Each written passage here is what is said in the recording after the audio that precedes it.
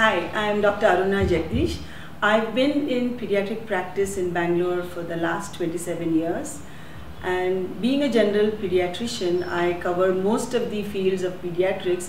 But to mention my area of specialty or specialization, it's basically the Well Baby clinics, and that covers the management of a newborn child, that covers the management of their immunization, growth and development, as well as nutrition.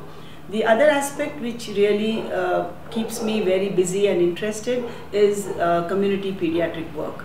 And in the last 10 years, I've been very actively involved in community pediatrics. In the last 2 years, I've started conducting Itsy Bitsy baby yoga classes in my center, which is very new, very interesting, and absolutely wonderful. It's an extremely interesting story. Somewhere in the year, I think in August of 2011, or maybe a little earlier, maybe June, July, a mother walked into my clinic with her newborn child. I used to take care of her older child as well. And after my consulting that morning, she showed me a book. And she said, "Doc, why don't you go through this book? It's really interesting." So I said, "What is it about?" She said, "It's about yoga for babies." And she handed me over the book which was written by Helen. I read the book and I found it very interesting, and I made it a point to go to the US, register for the course, and do the program. And ever since I'm back, I have been doing these classes in the last 2 years, and I think it's really, really beneficial for babies. Now it depends on when a mother walks in with her baby to me, but if you talk of a newborn baby, ideally, according to the founder, that is Helen, you can start Itsy Bitsy yoga right from birth. Now, as a pediatrician, what I do is I give a mother a month's time. I feel mothers need to settle down, one, with knowing their baby, understanding what their baby's demands are, settling down with nutrition, that is basically breastfeeding, settling down with that, settling down with their own aches and pains and their emotional turmoil. And this normally happens by 3 weeks. So I call them in round about when the baby is a month old, and we start the classes then. But if somebody walks in when the child is 6 months, that's a great time to start, it doesn't matter. And the classes that I conduct are for children from newborns to the age of 2 years. If you look at yoga, all of us know yoga is, it's about it's a natural way of living, and it's very, very scientific. That's what appeals to me as a doctor.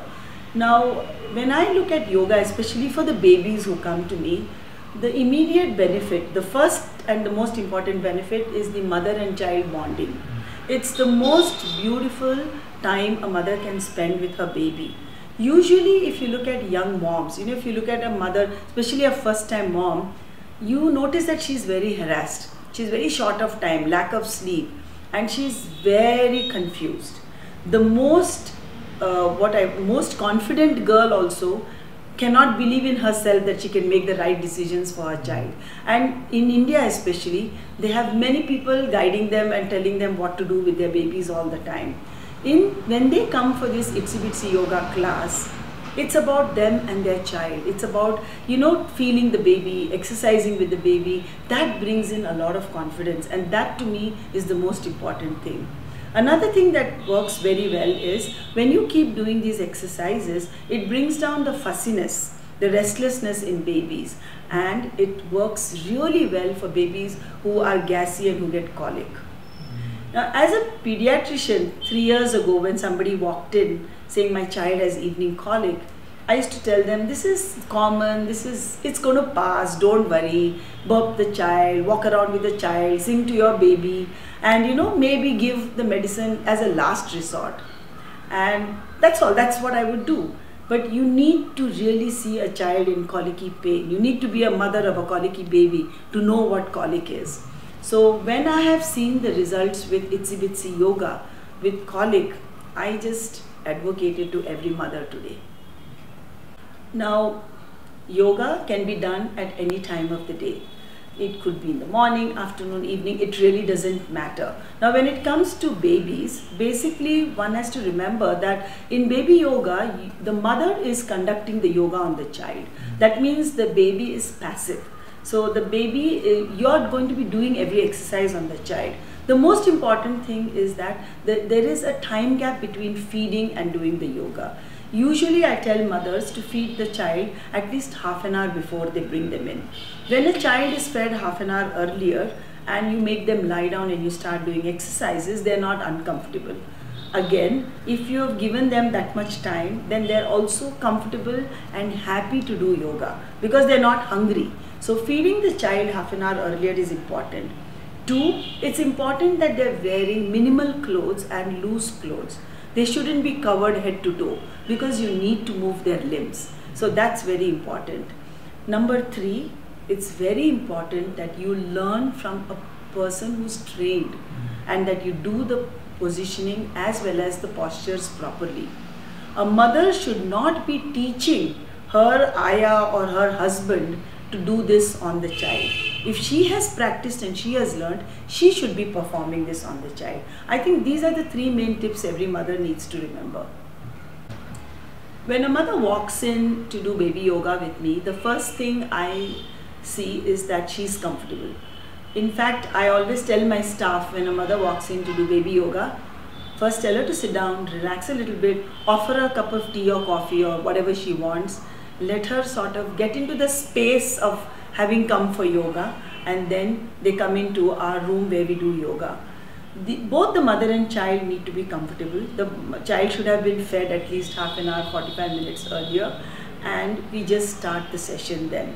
So these are the main things that I look at, that I just see that mother is happy, baby is happy, and we conduct it. There are times when a mother walks in and her child is irritable. She tries doing yoga but the baby cries, or the baby is hungry, or the baby is fussy. I only tell them, listen to what your baby is telling you. There's no need to do the class today. We can always do it another day. Same thing at home, because since I ask them to do it 3 times a day, I tell them, just check when your baby is most comfortable and your baby is happy. Just do it when your baby wants to do it. Don't force your baby to do anything. Go by what your baby wants, be flexible. So if I conduct 4 classes, there are times an individual mother may not have done the yoga at all for one session. It doesn't matter at all. The main thing is the mother-child bonding, which I said. When you have good mother-child bonding, you are creating an emotionally stable baby. An emotionally stable baby grows to be an emotionally stable child, who grows to be an emotionally stable teenager and then an adult. I don't think I can emphasize more on the benefit of starting yoga young.